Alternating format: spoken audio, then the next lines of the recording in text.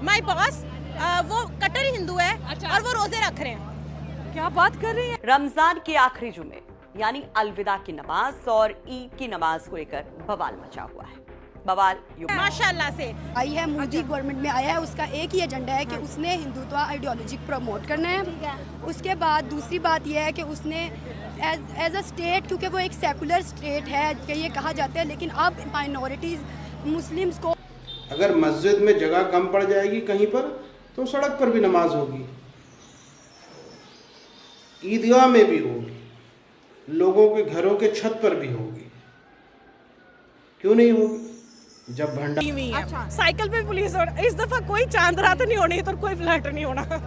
अगर वो लोग हमें फैसिलिटी दे रहे हैं, वो लोग प्रॉपर एक जगह बना रहे हैं, हमारे लिए कुछ कर रहे हैं, तो हमें भी तो रूल्स को फॉलो करके वहाँ पे ईद नमाज मस्जिद नहीं पढ़नी चाहिए। क्या मतलब रूल्स पढ़ने का फरमान जो है पुलिस प्रशासन की तरफ से जारी किया गया है। तो सुरक्षा व्यवस्था के पुख्ता इंतजाम, लगातार लोगों से अपील की जा रही है, संपर्क किया जा रहा है कि ऐसा कोई भी काम ना करे जिससे कोई अप्रिय घटना हो, और इसीलिए लगातार जो पुलिस है वो फ्लैग मार्च कर रही है। मेरठ में आपको बता, नमाज को लेकर मेरठ पुलिस का फरमान, सड़क पर नमाज पढ़ी तो कार्रवाई की चेतावनी पुलिस की तरफ से दी गई है। पासपोर्ट और हथियार लाइसेंस रद्द करने की भी पुलिस की तरफ से चेतावनी दी गई है। संभल में छत पर भी नमाज नहीं क्यों नहीं होगी? कौन है आप? ये जो बयानबाजी कर रहे हैं, इनको मालूम होना चाहिए कि ये दिल्ली है, संभल या मेरठ नहीं है। ये दिल्ली सबकी है और यहाँ नमाज भी होगी और ईद भी मनाई जाएगी और सब लोग उसमें साथ देंगे। फॉलो करने चाहिए। अच्छा, ये गलत बात है। अगर मस्जिद है, ईदगाह है, तो आप प्लीज़ वहाँ पे नमाज़ पढ़ें, और आपकी ईदगाह में और मस्जिद में ही नमाज़ कबूल होनी है। अगर आप रोड पे कहीं पे भी खड़े होके अपनी सफ़ें लगा के आप शुरू कर दें जी हमने ईद की नमाज़ पढ़े, तो वो आपकी कबूल भी नहीं होनी, और वैसे भी गलत है कि आप फसाद फैला रहे हैं। तो आप किस तरह से क्लियर करेंगे? हर एक का अपना पर्सपेक्टिव है, मेरे ख्याल से नो कमेंट्स। आप क्या कहेंगे? ईद पे है कोई लव का पैगाम दे दे जो इंडिया से देख रहे हैं, क्योंकि हिंदू भी ईद हमारे साथ मनाते हैं, सिख भी मनाते हैं, क्रिश्चियन भी मनाते हैं, पूरी कम्युनिटी मुसलमानों के साथ ईद मनाती है। तो बड़े खूबसूरत से कुछ अल्फाज कह दें। मैं तो यही कहूँगी, सबको ईद मुबारक, सबको ईद मनानी चाहिए, खुशियों का एक त्यौहार है। और लॉ एंड ऑर्डर्स को फॉलो बिल्कुल सबको करना चाहिए, लॉ एंड ऑर्डर को। आप क्या कहेंगे? मैं कहूँगी कि spread love, spread happiness, be loyal. आप अपनी डिग्निटी को लेके, अपने एथिक्स को लेके अपनी कंट्री को खुद रेस करें कि हमें भी लोग ये कहें कि पाकिस्तानी ऐसे हैं। हम लोग अपने आप को डीवैल्यू मत करें। हम proud to be Pakistani, be very very proud to be Pakistani. ये हमारा मुल्क है, जो रिस्पेक्ट हमें यहाँ मिल रही है हमें पूरी दुनिया में कहीं पे नहीं मिल रही। मुल्क जैसी बात, हम यहाँ पे लीगल सिटीजन्स हैं, so we should respect it. और अगर आपको अपॉर्चुनिटी मिलती है तो उसको पॉजिटिव वे में यूज करें, ना कि उसमें से आप लूप होल्स निकालें। जबरदस्त। और अपनी इज्जत पहले खुद करो, फिर दूसरा करेगा। बेशक। यहाँ पे भी कुछ गर्ल्स मेरे साथ मौजूद है, सेम चीज मैं इनसे भी पूछूंगी। पहले ये बताएं कि ईद की शॉपिंग कितने रुपयों में की और अपने लिए क्या क्या खरीदा? 3 घंटे बाकी हैं भाई, अगर देखा जाए तो 72 घंटे बनते हैं ना। नहीं, ईद की शॉपिंग तो बिल्कुल भी नहीं की इस बार। आज मुझे कैसी लड़कियां मिल रही है भाई? ईद का वैसा शौक नहीं रहा जैसा बचपन में था। भाई इस हसीना को किस चीज का शौक है जवानी में? नहीं, इट्स नॉट दैट, बस वैसे ही जैसे जैसे स्टडीज ज़्यादा प्रेशराइज कर रही हैं हमें, हम स्टडीज पे फोकस करते हैं। अल्लाह की बंदी, 3 दिन तो छुट्टी होती है, 3 दिन में कौन सी स्टडी तुमने करनी है? तो ईद के फौरन बाद तो पेपर है, अब क्या करें। अच्छा, किस डेट को एग्जाम है तुम्हारा? मेरा 25 अप्रैल को है। अच्छा, कजन्स आते हैं, उनकी मौजूदगी में तो पढ़ लोगी?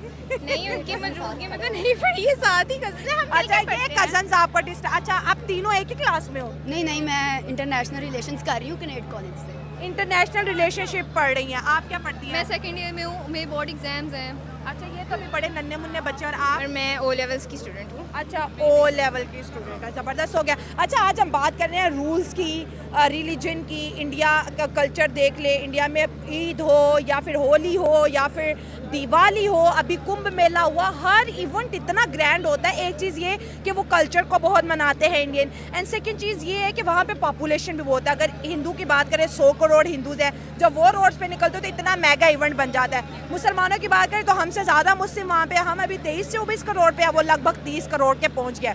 अब आ रही है ईद। उत्तर प्रदेश योगी आदित्यनाथ अपने रिएक्शंस को लेकर इंडिया में बड़े अच्छे माने जाते हैं कि बड़े फेयर है, बड़े ब्लंट रिएक्शंस लेते हैं। उन्होंने बोला कोई भी मुसलमान रोड पे नमाज नहीं पढ़ेगा, आपको ईदगाह जाना पड़ेगा, आपको मस्जिद के अंदर छत पे भी नहीं हो सकता है, कोई हादसा हो जाए, धक्कम पेदी में कोई गिर जाए या कोई ऐसा कुछ चीज़ हो जाए, छतों पे भी नहीं जाना और रोड पे भी नहीं पढ़नी, क्योंकि अगर आप रोड पे नमाज पढ़ोगे तो जो हिंदू हैं, जो क्रिश्चियन हैं, जो बौद्ध पारसीज हैं, ट्रैफिक जैम होगा और इससे क्या होगी, ट्रैफिक रेगुलेटरी सिस्टम में डिस्टर्बेंस होगी। As a Pakistani, as a Muslim, आपको क्या लगता है ये डिसीजन राइट है? या इट्स करेक्ट। हाँ, तो अगर वो लोग हमें फैसिलिटी दे रहे हैं, वो लोग प्रॉपर एक जगह बना रहे हैं, हमारे लिए कुछ कर रहे हैं, तो हमें भी तो रूल्स को फॉलो करके वहाँ पे ईद नमाज मस्जिद में ही पढ़नी चाहिए। या मतलब रूल्स फॉलो करने चाहिए। हाँ। अच्छा, रूल्स में हिंदू, आप तो इंटरनेशनल रिलेशन पढ़ती हैं, अच्छा जब कोई रूल बनता है तो फिर कुछ लोग दंगा भड़काने के लिए हिंदू मुस्लिम क्यों करते हैं? मैं यहाँ पे ना एक फैक्ट सबसे पहले आपको बताना चाहूँगी, मेरा थीसिस भी हिंदुत्व आइडियोलॉजी पे है। सच में? जी, और 2014 के बाद से जो है ना, आप थोड़ा आगे आ जाए। बीजेपी के जब से बीजेपी आई है ना, उसका एक एजेंडा है कि उसने हिंदुत्व आइडियोलॉजी को प्रमोट करना अच्छा, ठीक है है। और उसने एक हिंदू कल्चर को प्रमोट करना है और वो मुसलमानों के कल्चर को एज अ थ्रेट परसीव कर रहे हैं। अच्छा, ठीक है? ऐसा आप पढ़ रही हैं? जी, मैंने इसका ऊपर पूरी रिसर्च की है। अच्छा, और ये जो आपने पढ़ा है पाकिस्तानी ऑथर्स को पढ़ा है कि इंटरनेशनल ऑथर को? इंटरनेशनल ऑथर्स को भी पढ़ा है, इंडियन ऑथर्स को भी पढ़ा है, डिफरेंट केस स्टडीज भी मैंने रिसर्च की है उनके ऊपर भी, और मैंने अपना थीसिस इसके ऊपर लिखा है, जिसके ऊपर एनालिसिस ये है कि इंडिया जो है ना 2014 के बाद जब से बीजेपी की गवर्नमेंट आई है, मोदी गवर्नमेंट में आया है, उसका एक ही एजेंडा है कि उसने हिंदुत्व आइडियोलॉजी प्रमोट करना है। उसके बाद दूसरी बात यह है कि उसने एज अ स्टेट, क्योंकि वो एक सेकुलर स्टेट है कि ये कहा जाता है, लेकिन अब माइनॉरिटीज़ मुस्लिम्स को उनसे एक थ्रेट है, जो उनको वो कहते हैं कि मुसलमानों का कल्चर। सरकार के अपने भी मानो सरकार को लेकर खफा हैं। फरमान मेरठ पुलिस का है कि इस बार सड़क पर नमाज पढ़ना बिल्कुल मना होगा और अगर कोई ऐसा करता पाया जाता है तो उसके खिलाफ सख्त कार्रवाई की जाएगी। कहा तो ये भी जा रहा है कि अगर कोई सड़क पर नमाज पढ़ता मिलेगा तो उसका लाइसेंस और पासपोर्ट तक रद्द किया जा सकता है। सीधे साफ कहा गया कि लोग मस्जिदों या ईदगाहों में ही नमाज अदा करें। पुलिस के इस फरमान के बाद सवाल उठाए जाने लगे।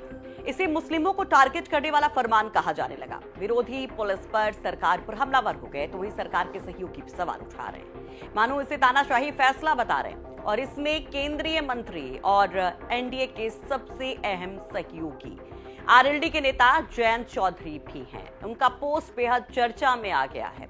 देखिए, जयंत चौधरी का एक्स पर किया गया ये पोस्ट। इसमें एक नमाज की तस्वीर के साथ जयंत चौधरी ने लिखा, पुलिसिंग टुवर्ड्स ऑरवेलियन 1984। इस एक सेंटेंस के अब तमाम तरह के मायने निकाले जा रहे हैं कि क्या जयंत चौधरी यूपी पुलिस पर सवाल उठा रहे हैं और क्या वो योगी के शासन को भी सवालों के घेरे में रख रहे हैं, क्योंकि जयंत चौधरी ने जिस ऑरवेलियन 1984 का जिक्र किया है उसका सीधा मतलब निरंकुश सरकार से है। मानो जयंत चौधरी सीधे कहना चाहते हैं कि मौजूदा पुलिसिंग या